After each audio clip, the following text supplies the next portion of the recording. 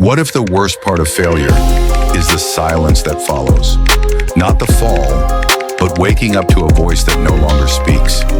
You wake up and it's still there. The memory, the regret, the echo of what you said or didn't say. You can still see their face. You can still hear your own voice. And you wonder, did I just lose what God gave me? There's a quiet shame that lingers, not loud, not visible, but it haunts the places you used to be confident in, used to pray bold prayers, used to lead, used to believe you were called. But now you avoid the mirror, not because of what others say, but because of what you say to yourself. I've met people like that.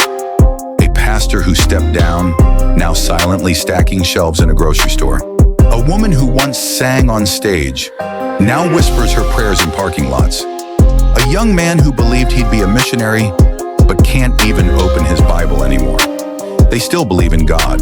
They just don't believe he could still believe in them. And if any part of that feels close to home, stay with me. Because someone else once knew what it meant to fail hard and still be chosen. He was brave until he wasn't. Peter had sworn he'd never deny Jesus. Not ever. Even if it cost him his life. But when the fire was lit and the questions came, his courage gave way to fear. 3 times, not once, not out of confusion, but with enough clarity to curse and distance himself from the very one who called him out of the boat. And then the rooster crowed. Luke 22:61 tells us, the Lord turned and looked at Peter. That look, not a glare, not a lecture, just a look, one that saw everything, and loved still. Peter ran and wept, not because someone scolded him, but because the shame inside couldn't breathe under that kind of love. Fast forward to John 21. Jesus has risen, but Peter has not yet risen within himself. He's gone back to fishing, to the boat, to the nets, to the version of himself that existed before the failure. But on that morning as the sun rose, there was someone standing on the shore. And what was the first thing Jesus did? He started a fire. He didn't meet Peter in the temple. He met him where he had returned in defeat, by the sea in silence, with empty nets. Because restoration rarely begins on the mountaintop. It often begins where the soul has sunk lowest. But not just any fire. John 21:9 says, they saw a charcoal fire there, with fish laid on it and bread. That phrase, charcoal fire, only appears twice in the entire New Testament. Once in John 18:18, where Peter stood warming himself as he denied Jesus. And here again in John 21:9, where Jesus cooks breakfast to restore him. That is not coincidence. That is redemption.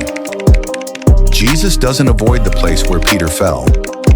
He brings him right back to it, not to punish, but to heal.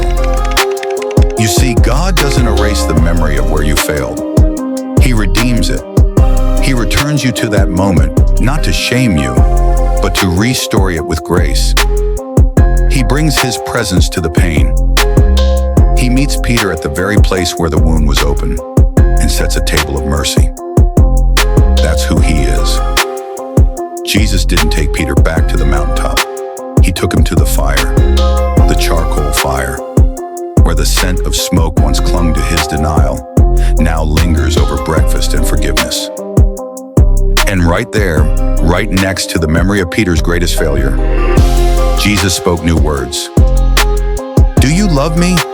Not do you regret it? Not why did you do it? But do you love me? Because love is where restoration begins. And maybe you know what it feels like to weep in the dark after doing something you said you'd never do.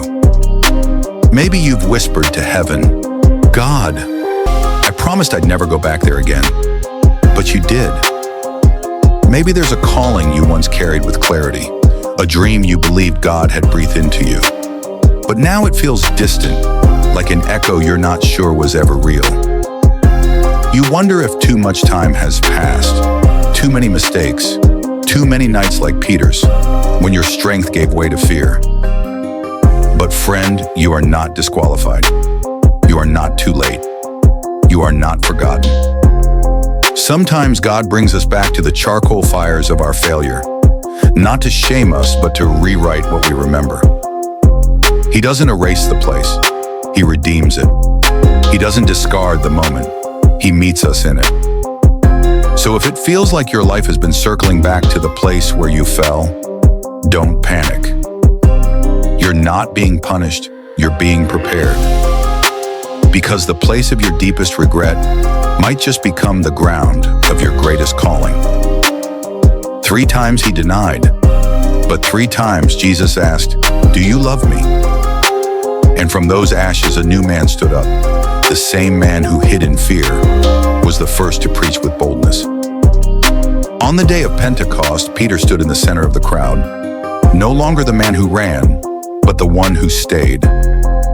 He lifted his voice, he told the story, he named the Messiah he once denied, and 3,000 hearts turned to Jesus. The church began, not through a perfect record, but through a redeemed heart.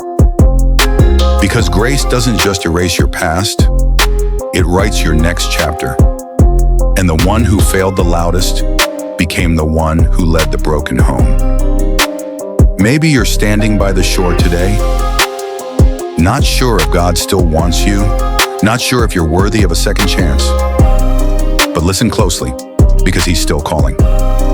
Gently, not in anger, not in shame, but in love. Do you love me?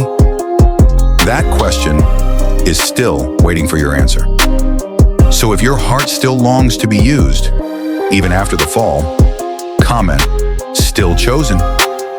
Not because you've earned your way back, but because he never stopped making room for you. And maybe you're still wondering, could God really still use me after that? Let me gently leave you with this. There are signs, quiet ones, that you haven't been disqualified.